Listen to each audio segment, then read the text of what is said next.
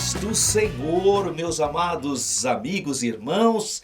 Este é o programa EBD Além do Domingo. Eu sou o professor Alberto e a aula que eu quero compartilhar com você é a de número 5, as 5 questões que nós temos então no nosso questionário. A aula é a mordomia da igreja local. E a primeira questão: quem são os mordomos da palavra de Deus atualmente, hoje? Quem são os mordomos, então, da palavra de Deus? Quem são os administradores, os que estão prestando serviços para o reino de Deus? Ora, pastores, evangelistas, presbíteros, diáconos, cooperadores, você que é professor da escola bíblica dominical, a irmã que é líder do círculo de oração, todos esses irmãos trabalhadores do evangelho são os mordomos, são os administradores da obra e da causa de Deus. Agora deixa eu me aprofundar um pouquinho mais nessa questão. Ah, pastor Alberto, então eu preciso ter um título? Não, irmão, isso é uma perspectiva eclesiástica. Mas no nosso cotidiano nós somos também mordomos da obra de Deus. Você como um advogado, você como um médico, você como um professor secular, você como um trabalhador braçal, um trabalhador secular. Você pode estar exercendo a administração do reino de Deus, dando bom testemunho, abençoando as pessoas que trabalham com você. Você pode ser esse mordomo também. Então, claro que nessa perspectiva da lição, a resposta seria pastores, evangelistas, presbíteros, professores de escola dominical. Mas nós podemos aprofundar sobre essa temática e entender que todas as pessoas são administradores, prestam serviço para a expansão do reino de Deus. Questão de número 2. Qual a melhor maneira de exercer a mordomia da palavra de Deus? Essa é a pergunta.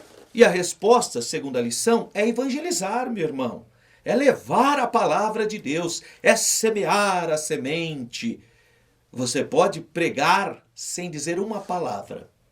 Há um missionário católico do século XV, Francisco Xavier, que levou a mensagem para os asiáticos, para os japoneses. Ele dizia o seguinte: pregue a palavra de Deus em todos os momentos. Se possível, use também a linguagem. Interessante isso, né? Pregue a palavra de Deus em todos os momentos. Se for necessário, use palavras. Olha, que coisa interessante, porque a sua vida já é uma pregação. A sua vida, o seu modus vivendi, o seu modo de viver, já é uma pregação do Evangelho. Então, a segunda questão aponta para evangelizar todos os tipos de pessoas. Lembrando que Jesus disse, os sãos não precisam de médicos, são os doentes. Tá certo? A terceira questão. A quem foi confiada a grande mordomia dos dons espirituais? Para quem foi confiado? Para os nascidos de novos, para os crentes em Jesus, para a igreja do Senhor. A nós foi confiado esses dons espirituais. E a lição diz, a Bíblia mostra que os dons espirituais foram confiados unicamente à igreja de Cristo. A você que faz parte do corpo do Senhor. Então busque os dons espirituais. Existem vários dons espirituais. O dom do discernimento de espíritos, o dom de cura divina, o dom de manifestações de maravilhas, o dom da ciência, o dom da sabedoria, o dom da fé, o dom de curas divina, o dom de variedades de língua, o dom de profetizar. Olha que coisa linda! Esses são os dons espirituais, mas tem também os dons que nós chamamos de dons ministeriais. Todos ali na Bíblia, na palavra de Deus, disponíveis para a igreja. Então é a igreja de Cristo que é o receptáculo dos dons espirituais. Questão de número 4 do nosso questionário. Em que está o fundamento para a nossa prática social? Ora, o fundamento é a Bíblia. O fundamento da nossa prática social é a palavra de Deus. O próprio grande mandamento, amar a Deus sobre todas as coisas, que é a perspectiva é a nossa primeira perspectiva, né? É adorar a Deus sobre todas as coisas e o seu próximo como a ti mesmo. Amar o próximo está a prática social. Mas nós encontramos isso nos livros dos Salmos, nos profetas. Os profetas falam muito sobre justiça, sobre questão social e também no Novo Testamento. O próprio livro de Tiago fala, né? Se você fala para a pessoa, Deus te abençoe, vá em paz e não ajuda ele, tadinho, né? Então, claro que nós cristãos sabemos que nós somos salvos pela fé. As boas obras são decorrentes da fé. Então você aceitou Jesus como Salvador, agora você é salvo, você gera bons frutos. E aí você faz a obra social.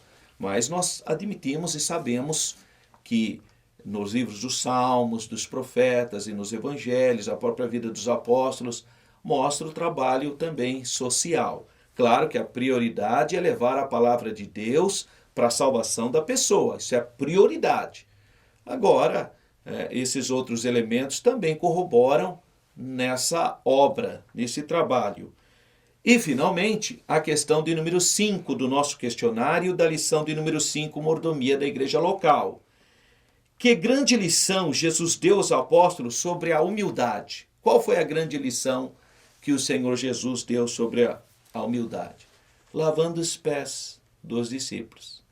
Isso é a grande lição de humildade. Mas Jesus falou muitas vezes sobre isso. Tomai sobre vós o meu jugo e aprendei de mim que sou manso e humilde de coração.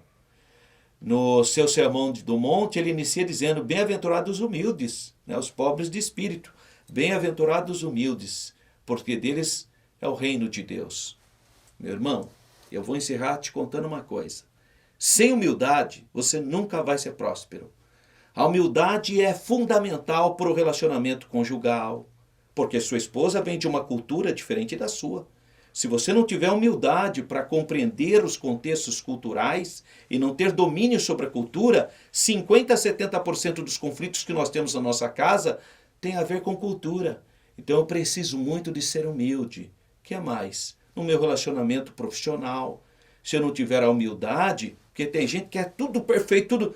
Bom, o mundo não é assim, irmão. As pessoas são frágeis, são falhas, e eu tenho que entender que as pessoas que trabalham comigo não são perfeitas. Aliás, você não é perfeito, você não tem um casamento perfeito, você não tem um trabalho perfeito, você não tem uma igreja perfeita e você não vive numa sociedade perfeita.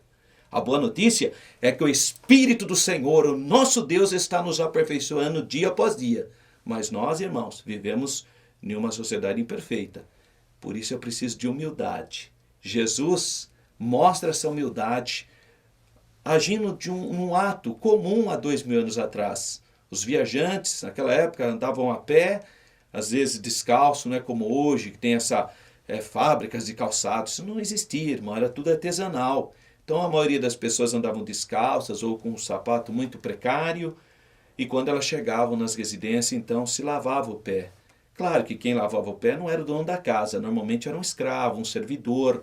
Por que lavava o pé? Porque estava normalmente com bolhas, estava sujo, né, com espinhos. Então aquele servo vinha com cuidado, lavava, passava um óleo para que a pessoa pudesse descansar. Às vezes o pé estava inchado, aqueles caminhos difíceis da antiguidade. E Jesus deu um exemplo extraordinário. Ele fez o que não é normal do pai da família fazer. E Jesus, como pai, o responsável da casa, ele pegou e foi lavar os pés dos discípulos. Isso mostra a humildade. Agora, para encerrar, cuidado com a falsa humildade, hein? Olha só o caso de Pedro. Jesus lavou o pé de vários discípulos. Chegou a vez dele, não sou digno. Eu sou muito humilde. Não aceito que o senhor lave o meu pé. Não sou digno. Era uma falsa humildade, irmão. Porque Jesus disse para ele, Pedro, se você não deixar eu lavar os seus pés, você não tem parte comigo. Sabe o que ele falou para Jesus?